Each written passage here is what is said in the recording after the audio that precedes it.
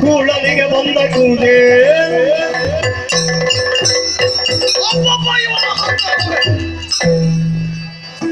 ಅಧ್ಯಕ್ಷರಾದವ ಎದ್ದು ನಿಲ್ಲಬೇಕು ಅಂತ ನಾನು ಹೇಳುವುದಿಲ್ಲ.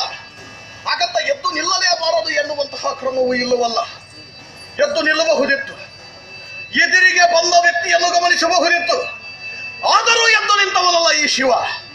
ಬಿಡಿ, ದಕ್ಷ ಪ್ರಜಾಪತಿ ಬಂದಿದ್ದಾನೆ. ಒಂದು ಕಣ್ಣು ಸೊನ್ನೆ ಬಂದಿರೋ ಅದೂ ಇಲ್ಲ. ಅಥವಾ ಕುಳಿತಲ್ಲಿಂದಲೇ ಒಂದು ಕೈ ಎತ್ತಿ ನಿಮ್ಮ ಇರವನ್ನು, ನಿಮ್ಮ ಆಗಮನವನ್ನು ನಾನು ಗಮನಿಸಿದ್ದೇನೆ, ನನಗದು ನೆನಪಿದೆ ಅನ್ನುವ ಒಂದು ಸಣ್ಣ ಸೂಚನೆ ಇದು ಅವನಿಂದ ಕೊಡುವುದಕ್ಕೆ ಆಗದೆ ಹೋಯ್ತದೆ. ಒಂದು ಆಂಗಿಕವಾದ ಒಂದು ಸನ್ನೆಯನ್ನಾದ್ರೂ ಈತನಿಗೆ ಕುಳಿತಲ್ಲಿಂದ ಒಂದು ಮಾತು ಮಾತಾಡುವುದಕ್ಕೆ ಈತನ ನಾಲಗೆಗೆ ದನ ಮೆಟ್ಟಿದ. ಇವನಿಗೆ ಬರೀ ಉತ್ಸವದ ಮೂರ್ತಿಯ ಹಾಗೆ ಕುಳಿತುಕೊಂಡಿದ್ದ. ಅಪ್ಪಪ್ಪ ಇವನ ಅಹಂಕಾರ. ನೋಡಿದವರೆಲ್ಲ ಮಾತಾಡಿಕೊಳ್ತಾರೆ, ನೋಡಲ್ಲಿ ಮಾವ ಮತ್ತು ಅಳಿಯ ಒಬ್ಬರೊಬ್ಬರು ಮುಖ ನೋಡ್ತಾ ಇದ್ದಾರೆ ಅಂತ. ಏನು ಸಂಬಂಧ? ಎಲ್ಲಿಯ ಸಂಬಂಧ? ಇವನೊಳಗೆ ನನಗೆ ಸಂಬಂಧ ಇಲ್ಲವಲ್ಲ. ಸರಸಿಜ ಎದು ನುಡಿಗೆ ಮರುಳಾಗಿ ಮರುಳಾಗಿ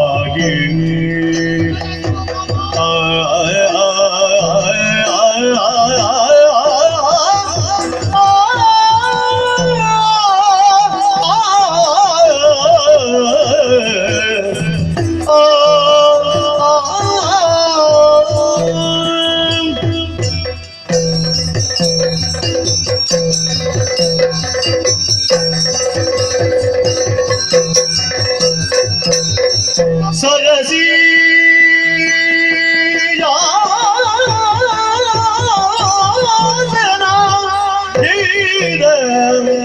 ನುಡಿಗೆ ಮರುಳಾಗಿ ಮರುಳಾಗಿಗೆ ತರಳೆಯನು ಕೊಟ್ಟೆ ನಿರರ್ಥ, ತರಳಿಗೆನು ಕೊಟ್ಟೆನು ನಿರರ್ಥ.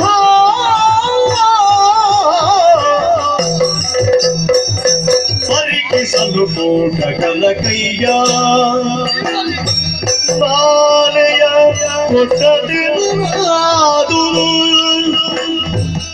ಪರಿಕಿಸಲು ಕೋಟಗನ ಕೋಟಗನ ಕೋಟಗನ ಕೈಯ ಬಾಲೆಯ ಕೊಟ್ಟ ತಿರಲಾದುದ ಕಟೇರ ಬದುಕು. ಸರಸಿಜಾಸನದಿಂದ ನುಡಿಗೆ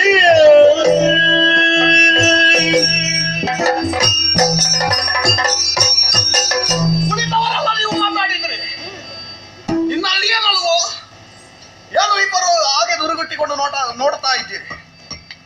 ನಮ್ಮಿಬ್ಬರ ನಡುವಿನಲ್ಲಿ ಸಂಬಂಧವೇ ಇಲ್ಲ ಸುರಪಾಲ. ಗೊತ್ತ ನಿನಗೆ?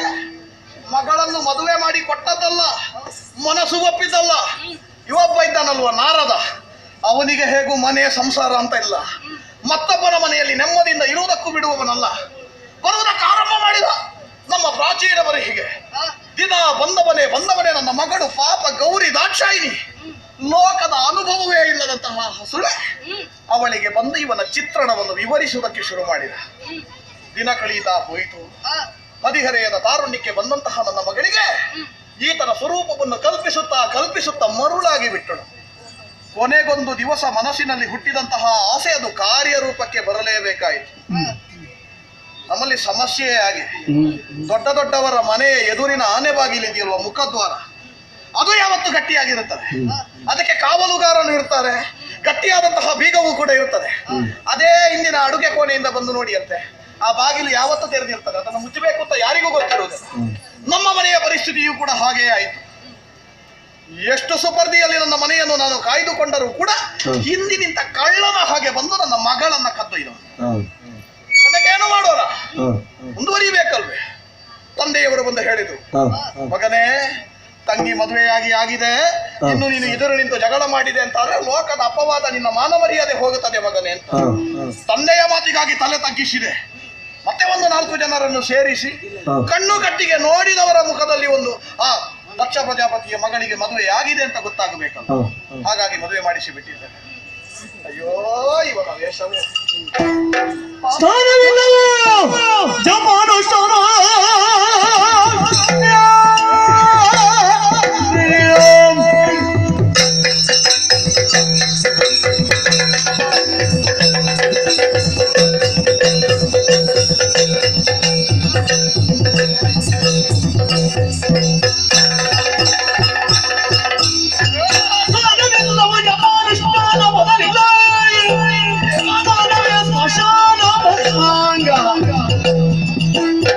ಸೈನಿಕ ಪಿಶಾಚ ಭೂತಗಳು ನಮ್ಮಂತರವ ಏನರಿವನಿ ದುರಾತ್ಮಕರು.